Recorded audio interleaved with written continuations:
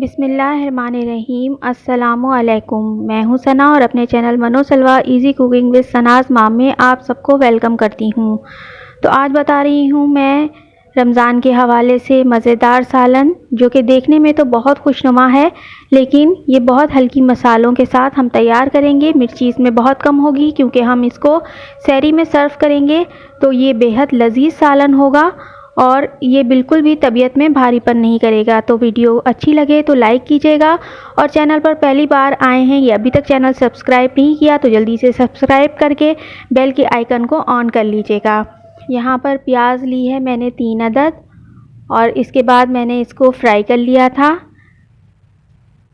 और जब ये फ्राई हो गई तो मैंने इसको जो है वो ग्राइंडर में पीस लिया है। ज़ीरा, शाज़ीरा, बादियान, काली मिर्च, लौंग, इलायची, बड़ी इलायची, दालचीनी, तेज़पात, ये गरम मसाले इसमें जाएंगे। इसके साथ ही इसमें अदरक लहसुन का पेस्ट जाएगा, हल्दी, मिर्ची, नमक, धनिया पाउडर और अजवाइन और कलौंजी जाएगी।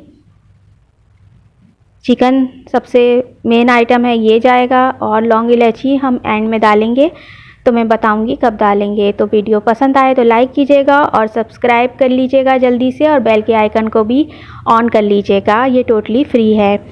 तो बिस्मिल्लाहिर्रहमानिर्रहीम के साथ हम अपनी रेसिपी का आगाज़ करते हैं। तो सबसे पहले ऑयल गरम कर लिया है और उसके बाद इसके अंदर तमाम गरम मसाले हम ऐड कर देंगे और इसको अच्छी तरह से सौते कर लेंगे।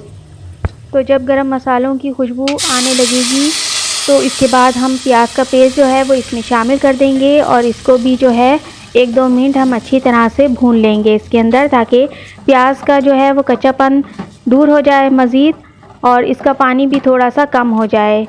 क्योंकि हमने प्याज को फ्राई किया है तो इतनी कच्ची नहीं होगी, लेकिन फिर भी हम थोड़ा सा इसको पकाएंगे ज़रूर। और इसके बाद फिर हम इसके अंदर अदरक लहसुन को भी शामिल कर देंगे और साथ में अदरक लहसुन का कच्चापन भी दूर कर लेंगे। तो अच्छी तरह से हम इसको मिक्स करेंगे और इसके बाद इसके अंदर स्पाइसेस भी अपने डाल देंगे, जो हल्दी, मिर्ची, नमक और धनिया पाउडर और अजवाइन और कलौंजी थी, तो ये भी हम इस पॉइंट पर इसके अंदर जो है वो शामिल कर देंगे और अच्छी तरह से इसको हमने भूनना है। तो 2-3 मिनट इसको भी भूनेंगे और उसके बाद जो है आप देख सकते हैं कि भुनने के साथ हमारा पानी भी थोड़ा ड्राई हुआ है। तो ये स्टेप जो है वो करना ज़रूरी है ताकि अच्छी तरह से मसाले हमारे जो हैं वो इसके अंदर मिक्स हो जाएं। इसके बाद जो है हम इसके अंदर जो है वो चिकन शामिल करेंगे। चिकन की पीस थोड़े से मेरे बड़े थे तो इसलिए ये मैंने जिस तरह के थे मैंने उसी तरह डाल दिए, क्योंकि चिकन जो है वो पकने के बाद वैसे भी श्रिंक हो जाती है, तो इसलिए मैंने इनको मज़ीद छोटा नहीं किया है।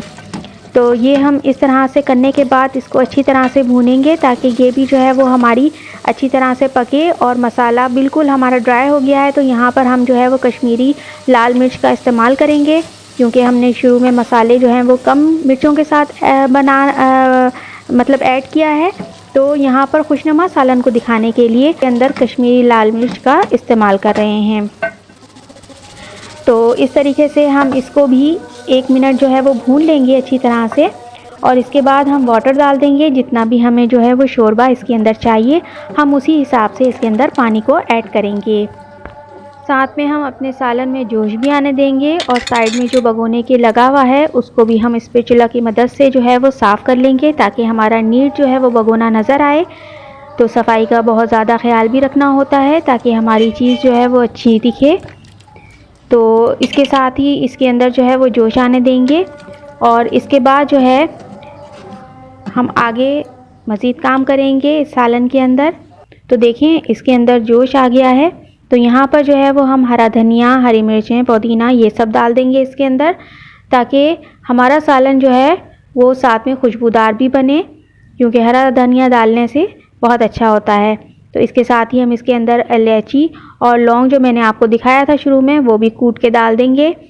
तो यहाँ पर डालने से ये होता है कि सालन में खुशबू बहुत अच्छी आती है। तो यहाँ पर हम अपना सालन जो है वो चेक कर लेंगे कि टेस्ट कैसा है। नमक कम होगा तो यहाँ पर हम ऐड कर देंगे नमक और इसके बाद एक दफ़ा हम फिर से अपना चम्मच जो है वो चला लेंगे है वो इसको दम पर रख देंगे। तो उसके बाद डिश आउट करेंगे। तो इसके बाद मैं आपको दिखाती हूँ। तो देखिए माशाल्लाह से हमारा सालन खुशनुमा सा तैयार है, आपके सामने है, आप देख सकते हैं। तो बस रेसिपी अच्छी लगी हो तो इसको लाइक कीजिएगा, सब्सक्राइब कीजिएगा मेरे चैनल को ऐसी मज़ीद अच्छी वीडियोस देखने के लिए। तो कमेंट ज़रूर कीजिएगा, मुझे आपके अच्छे कमेंट्स का हमेशा इंतज़ार रहता है, तो ज़रूर कमेंट्स कीजिएगा और हौसला अफजाई कीजिएगा। मनोसलवा इजी कुकिंग विद सनाज़ माम से सना को दीजिए इजाज़त। अपना बहुत ख्याल रखिएगा, दुआओं में याद रखिएगा। फिर आऊँगी किसी मज़ेदार रेसिपी के साथ। Thanks for watching. अल्लाह हाफिज़।